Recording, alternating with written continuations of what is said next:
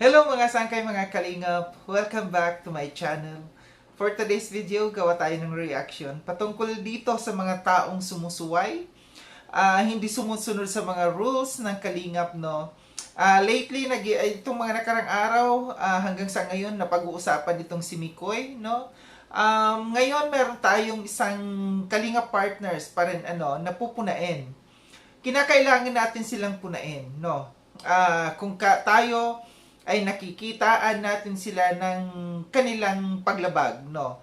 And take note ha, hindi lamang tayo ng mga reactors ang nakakapuna dito, kundi netizens na mismo.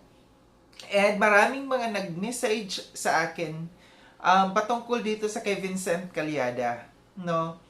Nakikita natin si Vincent Calyada ay mukhang umaabuso na din ito dito sa loob ng Kalingap. Noong mga nakaraan, nagiging questionable ito si Vincent Calyada kung ito nga ba ay talagang nasa Kalingap. Kasi natatandaan natin, no, na may connection siya dito sa mga wakwak kina Rowie Name, no. Alam natin na siya yung contact ni na Rowie Name, no, doon sa lupa, doon sa pinagawang bahay ni Reyna. And kanina, may nakita akong upload ni Rowie Name na ang naka-thumbnail, sabi niya, wala nang balak ibalik ang pera ni Reyna. Kalingap Vincent, hindi sinasagot si Kalingap Rob, no.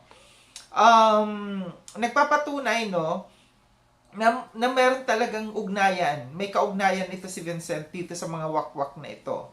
And base dito sa aking pagkakaintindi, no, hinahabol nila yung pera ni Reyna dito sa loob ng Kalingap, aking pagkakaintindi dito sa thumbnail na ito, parang si Vincent ang kanilang parang binibigyan ng authority na para kumuha ng pera, no, or inuutusan na para kumuha ng pera dito sa loob ng Kalingap, pera ni Reyna.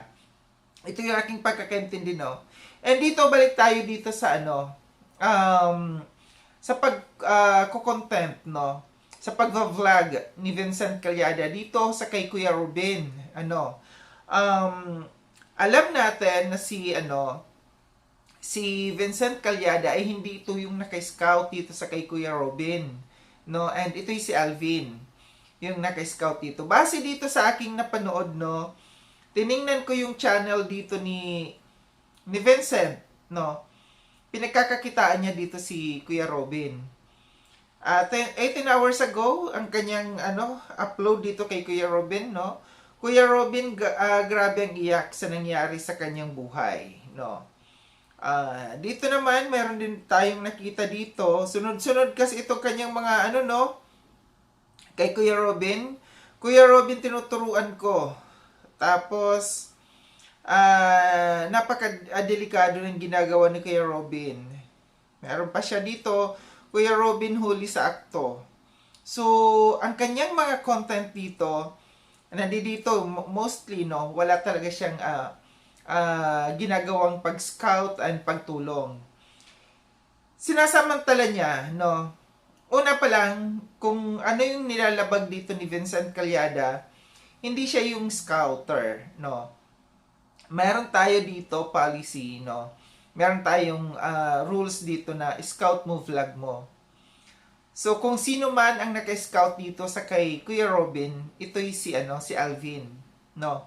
And walang karapatan dito si Vincent Calyada, no, na panay-panayin, no, yung pag-content dito at pagpunta. Ang nakakalungkot pa kasi dito, no, hindi lamang siya lumalabag sa rules dito sa loob ng Kalingap, no, kundi ang nagiging kawawa dito si Kuya Robin. Pinupuntahan niya ng pinupuntahan, binavlog niya ng binavlog, pero wala man lang iniaabot, no, ni kahit 5 duling dito sa tao sa kay Kuya Robin. Alam naman natin na nahihirapan ngayon yung tao. And hindi lamang yun, no, yung wala siyang iniaabot dito sa tao sa pagpupunta niya, kundi nababash pa, no? Nababash pa si Kuya Robin dito sa mga bashers sa ginagawa niya. So, patuloy tayong pupuna dito sa mga taong kagaya nito, no? Isa din ito si Vincent Calyada na questionably dito sa loob ng Kalingap, no? Ang sa atin lamang dito, huwag maging matigas ang ulo. Huwag maging talabaan ng pagmumukha, no? Kasi napapansin talaga natin, no, na yung mga nandiyan sa diet, hindi ko nila lahat, kundi iilan dyan, no, ng mga nandiyan sa diet, talagang matitigas ng ulo. Kung tutuusin, matatagal na ito sila dito sa loob ng Kalingap. No. Alam na nila ang rules kung ano. Pero bakit ginagawa nila? Kasi nga namimihasa. Kasi nga hindi sila pinaparusahan. Ito si Vincent, no, kagaya dito sa pag-vlog dito sa kay Kuya Robin. Dapat alam niya yan. Alam niya na mayroong rules, no, na scout mo, vlog mo. Di ba nakakahiya yan? Bakit hindi ka na lang gumawa? Alam naman natin na mayroong mga na-scout din ito si Vincent. Pero bakit hindi mo ituloy yung pag-scout? Kasi base dito sa aking napapanood sa mga vlog mo, no, na parang puro interview ka dito. Puro punta ka ng punta dito. IT ni Dr. Love, tutulong kay Kaprom D, nandito, naawa ko kay Beshi. Ito yung mga niya, Kalampito Story, at Team Kat sa supporters. Ito yung Adonis, balik sa dating trabaho. Kaprom D, may plano, bubuuhin. Di ba?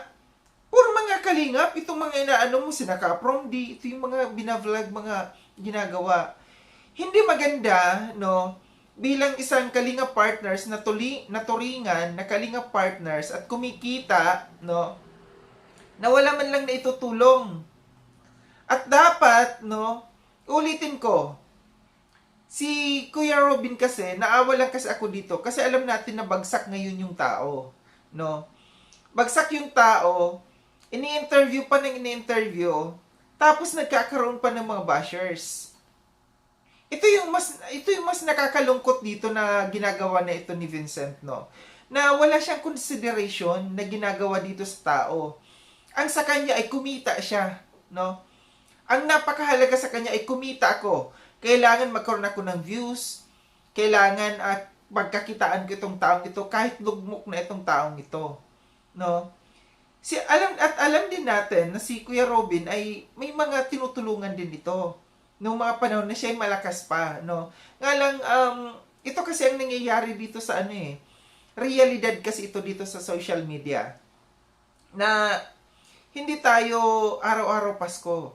Hindi tayo malakas. Hindi tayo araw-araw malakas ang views natin. Kaya nga dapat samantalahin natin habang tayo ay meron pang views hanggat kaya pa natin. And dumating ito sa point si Kuya Robin na dumating yung point na ito yung paghina ng channel niya.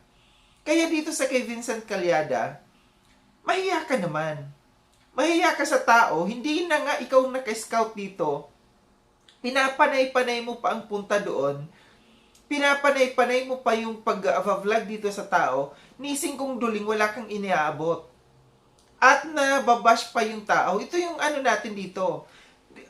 Hindi ko alam kung itong mga ito ay nananadya, no? Parang dumadami ang mga taong pasaway dito sa loob ng Kalingap, no? Kung kailan naglabas ng mga rules, no? Ng mga partial rules dito yung Kalingap, no? Tsaka naman sila gumagawa ng mga kalukuhan, gumagawa ng paglabag. Para silang mga kabuti, no? Nagsusulputan ngayon.